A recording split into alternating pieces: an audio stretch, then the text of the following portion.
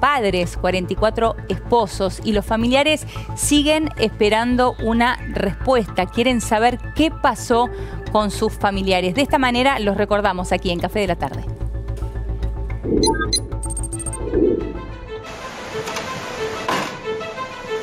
El buque salió a superficie, comunicó esta avería que había tenido, por eso el comando de la Fuerza de Submarinos le dice que cambie la derrota y que venga para Mar del Plata.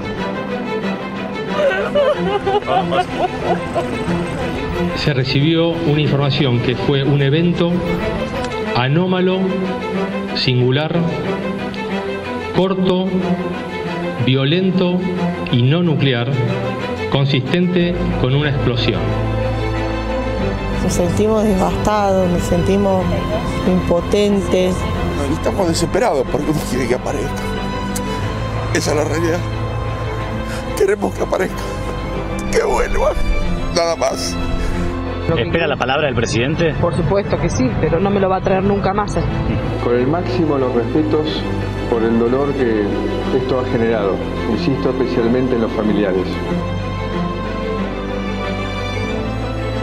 El Ministerio de Defensa y la Armada Argentina informa que hoy jueves 30 de noviembre a 16:20 horas declaró finalizado el caso SAR del submarino San Juan.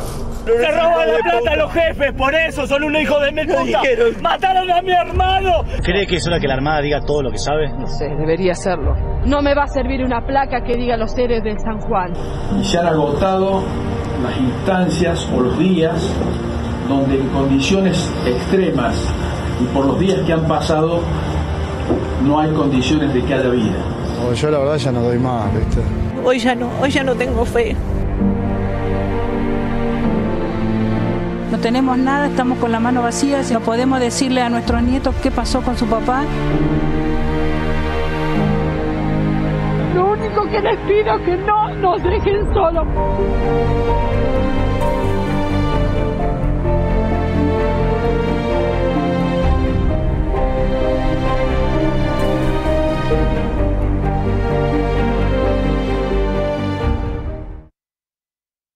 A nuestros nietos qué pasó con su papá, decía uno de los familiares, y eso es lo que nos preguntamos todos, ¿qué pasó?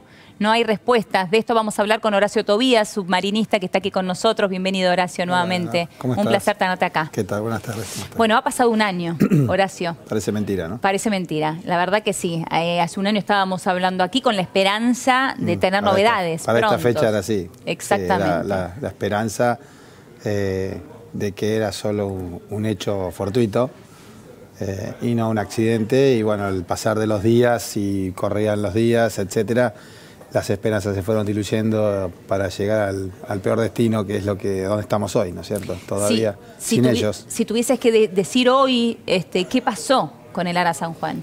Bueno, realmente todo el mundo sigue barajando hipótesis. O sea, creo que nadie tiene la certeza de lo que pasó. Entiendo que, como todo accidente, es la conjunción de ciertos errores humanos, que ya sean de responsabilidad externa al navío como interna de la tripulación, porque hoy por hoy ninguno de los que estamos aquí podemos decir si hubo o no un error de operación de algún sistema, o si realmente se debe a un problema de mantenimiento o de alistamiento o de adiestramiento que conllevó a un final triste como el que estamos hoy recordando. La principal hipótesis siempre habló de agua que ingresó por el snorkel que afectó las baterías. Sí, eso ya deja de ser una hipótesis porque lo dijo el comandante en uno de sus mensajes. Recordemos que para esta época la información venía día a día y todos los días teníamos una novedad. Todos los días esperando el parte. Cambiar un poco lo que habíamos dicho el día anterior, porque primero no había pasado nada, era solo una falta de comunicación, después esa falta de comunicación, hasta que terminó la terrible noticia de que fue una explosión, una implosión o lo que fuere, equivalente a 5 toneladas de TNT, lo cual ya todo cambió y vinieron los análisis de las comunicaciones y en qué minuto habló y en qué minuto dijo tal cosa y dijo tal otra, y que si mienten y no mienten, si ocultan la información, no la ocultan. La verdad que fue un manejo bastante difícil de desatar ahora y de llegar a una conclusión lógica. Siempre, obviamente seguimos manejando hipótesis porque la verdad está en el fondo del mar. Ahora, uno recuerda bien el comienzo de todo esto y todos los países solidarizándose con el Ara San Juan, con la Argentina, vinieron aquí a apoyar al país, a intentar localizarlo, intentar buscarlo, intentar buscar una explicación de por qué esto había sucedido. Hace muy poquito tiempo el buque noruego, con toda la tecnología que traía, generando esperanza, por supuesto, principalmente en los familiares, ¿no? Que son los que están cada día con esta ausencia, y sin embargo, sin novedades nuevamente. ¿Por qué crees que con este tipo de tecnología aún no se lo pudo localizar? Bueno, lo hablábamos el año pasado, no para esta fecha que pensábamos que los muchachos iban a salir a superficie en cualquier momento, sino 2 semanas más adelante, principios de diciembre, cuando ya veíamos que se diluía las posibilidades, que se acababa el oxígeno almacenado, etcétera, las posibilidades de salir a superficie cada día eran más lejanas y de volver a encontrarlos.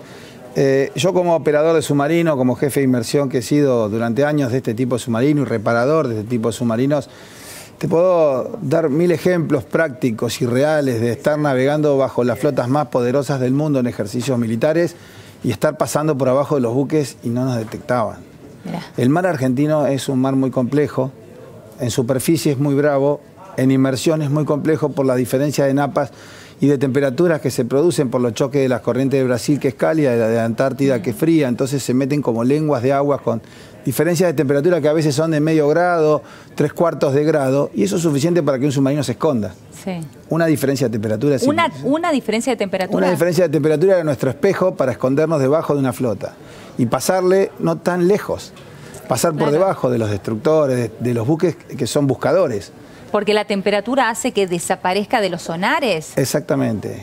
Como no hay plantas para esconderse como un soldado, una pared, el submarino se esconde bajo las diferencias de temperatura. Para eso, antes de entrar en combate, sube casi hasta superficie y luego baja hasta el plano que piensa que va a operar y hace todo un sondeo y hace un estudio de cómo va cambiando la temperatura. Entonces, sabe dónde se tiene que esconder en el momento que deba esconderse. Y entonces muchas veces los haces sonoros de los buques de superficie que buscan, cuando emiten buscando, esperando un eco, chocan contra esa diferencia de temperatura, vuelve el eco sin encontrar nada, el buque está escondido abajo de esa napa, ese cambio de temperatura. En ese caso estamos hablando de buques con sonares buscándolo, en el casco, pero aquí estamos hablando de mini submarinos, para ponerlo la tecnología que proveyó Estados Unidos, como Rusia y ahora este buque que tiene una tecnología espectacular, rompe con todo este tema, pero eso no quita que el submarino sigue siendo un elemento difícil de encontrar. Porque está hecho para eso. Fue fabricado para que no lo encuentren. O sea, el submarino, el arma más fuerte que tiene el submarino no son los torpedos, es la posibilidad de pasar inadvertido. Es la posibilidad de ir a filmar en un puerto enemigo sin que nadie se entere. Es la posibilidad de ir y desembarcar tropas especiales en un punto, esperarla y recuperarla. O sea, el submarino es el zorro del mar. Y hay vastas experiencias en diferentes guerras sobre cómo actúa un submarino. El submarino ataca y su mejor arma es la sorpresa, entonces es muy difícil encontrarlo. ¿Crees que se hizo todo lo necesario? Yo creo que las tecnologías que se utilizaron más no se pueden pedir. No me imaginé jamás que Seabed Contractor con su tecnología no pudieran encontrarlo. Evidentemente, la determinación de las áreas de búsqueda, yo no soy quien para juzgar si son correctas o no, pero suponiendo que han hecho lógicamente, donde se podían encontrar, por las corrientes, por las derrotas, por las velocidades, etcétera, etcétera, y muchas más allá, porque un buque una vez dijo que acá encontró un ruido, alguien que golpeaba un martillo, etcétera. Se exploró todo de todos los lugares donde dijeron aquí hubo una sospecha. Los familiares son testigos de eso. Yo creo que el esfuerzo fue hecho. Y también soy consciente de que es un equipo, un arma, porque el submarino es un arma, difícil de ser detectada y encontrada porque esa es su principal fortaleza. Y para eso nosotros nos entrenábamos, inclusive en caminar y no hacer ruido con las chapas cuando caminábamos para que ningún ruidito salga fuera del submarino, o apoyarnos en el fondo del mar esperando que pasen para hacer... porque no había diferencias de agua para escondernos, entonces nos transformábamos en fondo. Ahora, Horacio, vos decís, para esto nosotros nos preparamos, para esto nosotros nos entrenamos, pero no para esto. No, claro, ninguno se entrena para morir. Todos nos entrenamos para sobrevivir. En lo que sí encontramos circunstancias, o sea, lo que yo hoy comenzaba diciendo, si podían ser errores de material, sí, que serían de alistamiento del material, ¿no? En cuanto a la calidad de las reparaciones, de los trabajos, etcétera, o del estado de los materiales y sus repuestos. También hay problemas de adiestramiento, es decir, de capacidades de las personas que lo operan, producto de una falta de presupuesto histórico en las Fuerzas Armadas que hace que los muchachos no tengan la cantidad de horas de navegación que deberían tener por año para sentirse capaces de solucionar ciertas emergencias que no son básicas, que son exclusivas. Y la que estos chicos sufrieron son de las peores emergencias que puede tener un navío. Salir a superficie y que el agua lo tape, quedarse en el fondo del mar hasta acumular hidrógeno, hasta explotar. Tener un incendio en un lugar cerrado, en un ambiente cerrado, donde se generan un montón de gases, de monóxidos, de plásticos, pinturas, etcétera, que emanan gases, y estás en una garrafa encerrado.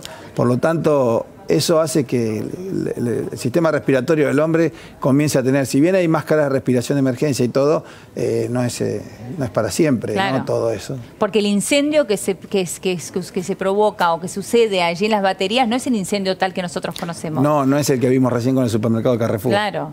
No es ese humo, no son esas llamas. No se ve. No se ve. Son gases que andan por adentro y que el sistema de ventilación del buque lo desparrama por todo el buque. Claro. No se tienen máscaras, nada. Sí, hay máscaras. Sí, por todos lados hay máscaras y sistemas de respiración de emergencia fijos que uno se va enchupetando por el submarino. Yo una vez te lo conté cuando estabas con Diego, cómo se utilizaba.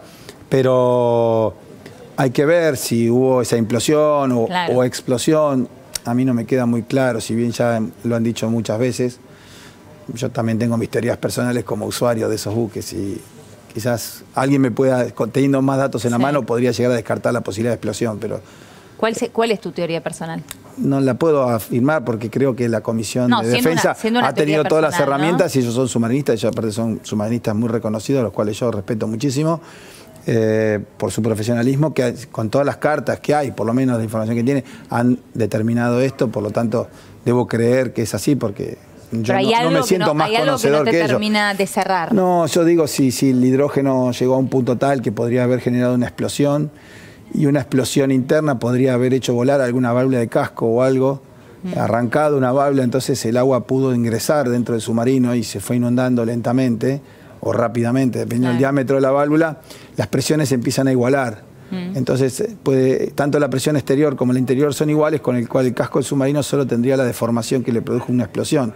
Pero la explosión liquidó a toda la tripulación. Claro. Porque es espontánea la explosión del hidrógeno. Entonces, si tanto... Antes de la inundación. Por supuesto. Explotó y alguna válvula, algo saltó. O sea, entra agua, pero nada puede salir por ese agujero. Solo entrar agua. Inundar el submarino, ponerlo pesado, como decimos nosotros, y llevarlo al fondo.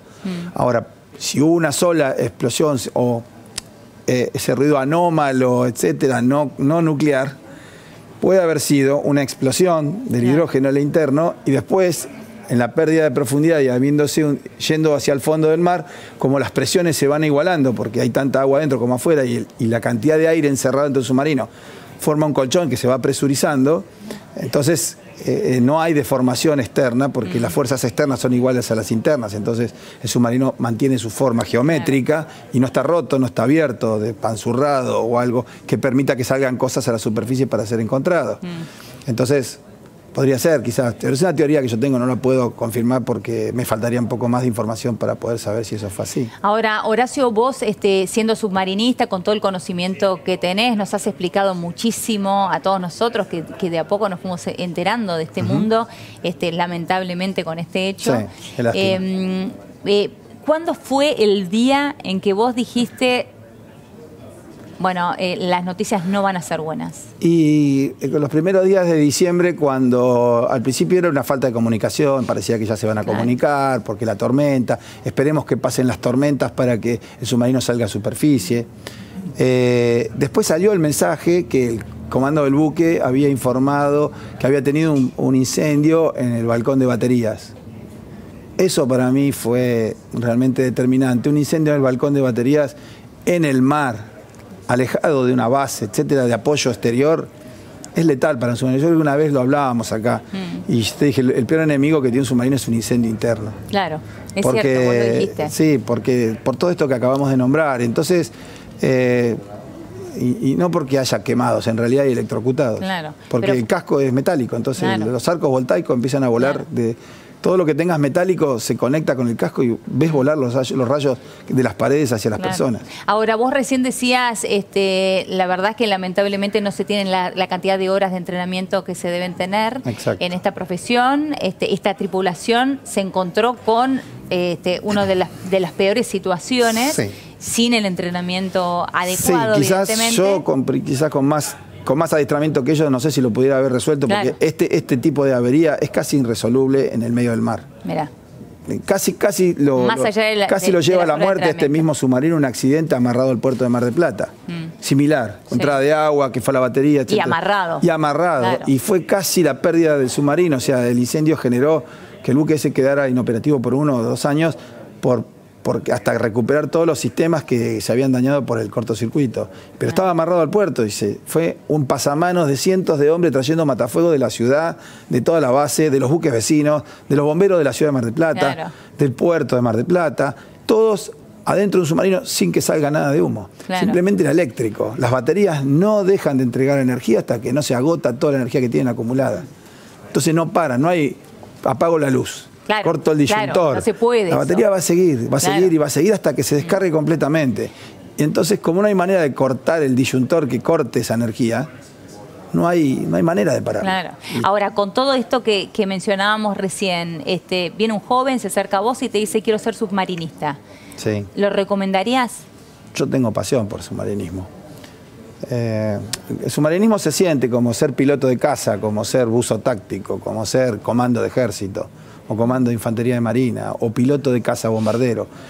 Esa adrenalina que generan estas cosas, sumado a la locura de... O sea, esta es la locura, la adrenalina es la locura, y la otra es el amor y el servicio a la patria, de decir, presto servicio a un submarino para hacer una tarea muy especial. Claro. Para eso nos esforzamos, para eso tenemos que estudiar un montón, para eso tenemos que pasar millones de pruebas físicas y psicológicas, etcétera, para poder estar ahí. En realidad eso no te da nada más, porque no es que ascendés más rápido en la carrera militar, no es que cobras un sueldo superior a cualquier otro marino que está en tierra tranquilamente y todos los días a las 2 de la tarde se va a su casa.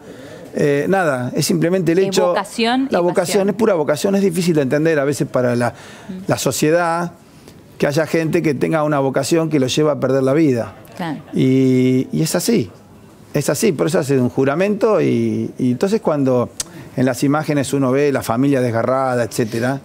Yo los comprendo y quisiera acompañarlos en el sentimiento, pero como profesional de esto, tengo que entender que me hubiera tocado a mí, como estuve varias veces cerca, con otro tipo de accidentes en el submarino, y acá estoy contándolo. El destino de ellos fue distinto. El mío fue salvarme y estar acá hoy. Pero es una tarea de alto riesgo. Más allá de que compartís el dolor, ¿entendés esto? No, por supuesto que lo comparto y todo. Si yo pienso que me hubiera pasado a mí, ¿cómo estaría mi familia? Pero esta locura que nos lleva a hacer esas cosas locas está a veces por delante de la familia también. Claro. Y hoy a las 5 de la tarde comenzó un acto y una misa en la base naval de Mar del Plata, justamente en recuerdo, en conmemoración por este año que se cumple de la desaparición del Ara San Juan. Vamos a hablar con nuestro compañero Darío Palavecino, que está allí en línea en Mar del Plata. Darío, ¿cómo te va? Buenas tardes. Buenas tardes, Eleonora. Una tarde dura, difícil, en todo sentido, por lo que ha sucedido aquí en la base naval, una fecha que es un punto de quiebre para muchas familias, incluso las que aún todavía, aunque muchos no quieran creer, siguen esperanzadas en que pueden llegar a reencontrarse con sus familiares tripulantes del Ara San Juan. Aquí tuvieron por tercera vez, digamos, la posibilidad de estar cara a cara con el presidente Macri, que encabezó un acto en la base naval misma. Más de 200 familiares, 250 familiares había, más de un centenar de ellos llegados desde provincias del interior. Recordemos que la mayoría de la tripulación es de provincias y en su mayoría del norte. Y el acto fue fuerte, y aún más fuerte dicen que fue la misa previa que se realizó en la capilla de la base naval, donde nosotros no tuvimos acceso. La presencia del presidente alteró absolutamente la conmemoración que tenían prevista los familiares, que era más básica y más popular, digamos, con participación de público. Alteró también el acto que tenía previsto la Armada, que no tenía presente hasta hace 48 horas que el presidente iba a estar.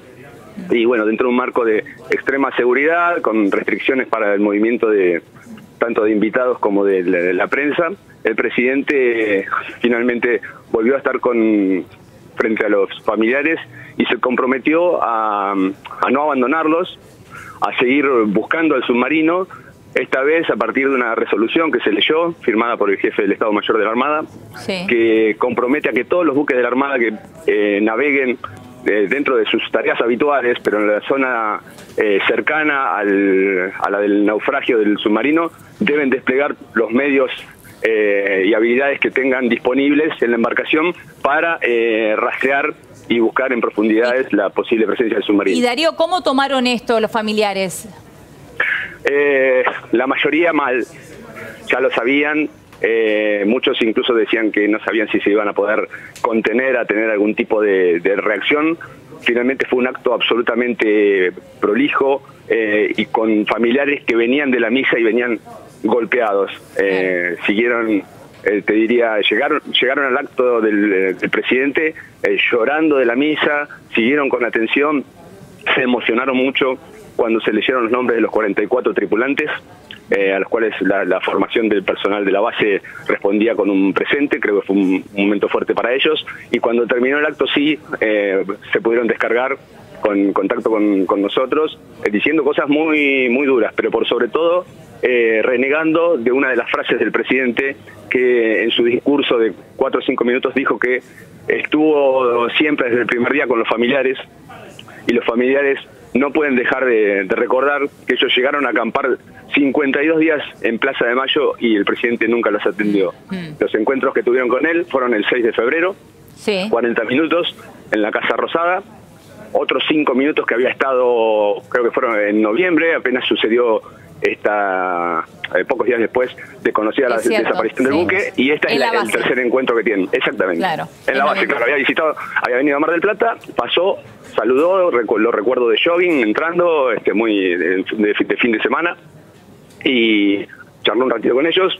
Hubo imágenes muy fuertes, recuerdo, porque también estaban con celulares la gente y grabó, donde le reprochaban y le reclamaban, y esta vez directamente solo el presidente tuvo un abrazo para con un familiar que en nombre de todos los familiares de los 44 tripulantes leyó un mensaje común en el cual por sobre todo hablaban de familiares que están dolidos por lo sucedido y por cómo se fue llevando la situación, y que reclaman por sobre todo que la búsqueda no se detenga. Ellos planteaban la posibilidad de una ley que garantice esa búsqueda hasta que el buque sea encontrado, y presupuesto para la Armada, claro, para garantizar que esos medios puedan ser desplegados. Que evidentemente se quedaron con sabor a poco entonces con esta resolución que leyó el presidente, Darío. Sí, porque ellos también estaban esperanzados en que haya alguna manifestación más contundente sobre esta búsqueda que se está haciendo con medios privados y que finalizaba casualmente hoy con la empresa Ocean Infinity, sí, que ya se está retirando para iniciar un proceso de reparaciones, y que al menos la empresa dijo que en febrero podrían volver. Desde la Armada el mensaje es ambiguo respecto a esta búsqueda con medios privados, que tenía un compromiso sí o sí de 60 días que se cumple hoy, y que podrían regresar en febrero, según había manifestado la empresa, que solo cobrará si encuentra al buque, ¿no? Esa es la condición del contrato. Darío, muchísimas gracias. Nos has transmitido muy bien lo que sucedió allí. Muchas gracias. Te mando un beso grande. Gracias. A ustedes, un beso. Hasta luego. Bueno, allí escuchábamos a nuestro compañero Darío Palavecino, que la verdad que estuvo desde el primer día acompañando, hablando y colaborando con los familiares del Ara San Juan. Horacio, para cerrar, mi pregunta a vos es, ¿hay algún día que vos no pienses en el Ara San Juan? No, no hay ninguno. De hecho que en el día de hoy yo tengo 2 submarinos San Juanes en mi casa, recibido de mi tiempo y mis pasajes por los submarinos y de reparación de los buques. Entonces era muy común a los oficiales que tenían ciertas responsabilidades al final de estas cosas regalar un submarino maqueta en miniatura Bueno, uno de ellos me acompaña siempre en mi escritorio, en mi actual trabajo, y otro tengo en mi casa, y tengo otros submarinos argentinos que también fui tripulante e inspector de ellos, así que guardo más de los recuerdos, pero a mi San Juan le puse una bandera argentina con un festón negro porque en realidad nos conmueve lo que está pasando por las familias y principalmente por los tripulantes. Creemos que la situación en que las Fuerzas Armadas están en el día de hoy y que no es un problema aislado, es decir, las Fuerzas Armadas no son las Fuerzas Armadas, no es un club. Las Fuerzas Armadas somos todos. Las Fuerzas Armadas es el país. Entonces, la situación que están pasando las Fuerzas Armadas, de falta de mantenimiento de sus unidades, falta de dinero para que la gente se entrene, falta de tantas carencias, que no puedo decir directamente está vinculado al accidente en particular, pero sí a que nos va llevando lentamente a un embudo donde, fíjense, hoy la Argentina no tiene ningún submarino para proteger sus costas. Entonces, realmente, o no tiene aviones, o sus soldados tienen vehículos que son de calle. Su ejército uno lo ve y está andando con una camioneta que la tiene Juan Rodríguez para el reparto de pan, pero pintada de verde. Es decir, no hay Fuerzas Armadas. Entonces el país está realmente, es serio, muy serio esto. Es muy serio lo que está pasando y creo que la sociedad argentina ha vivido un velo durante muchos años, o le da de espalda a sus Fuerzas Armadas, que más allá de que hayan perdido la guerra de Malvinas, no dejaron de entregar todo lo que tenían que entregar para recuperarlas y bueno, se gana o se pierde como un partido de fútbol, pero se intentó con los medios que teníamos. Gracias, nuevamente. Gracias. Muchísimas gracias. Gracias, Eleonora. Vamos a ir ahora a una pequeña pausa en Café de la Tarde. Quédate ahí, ya venimos.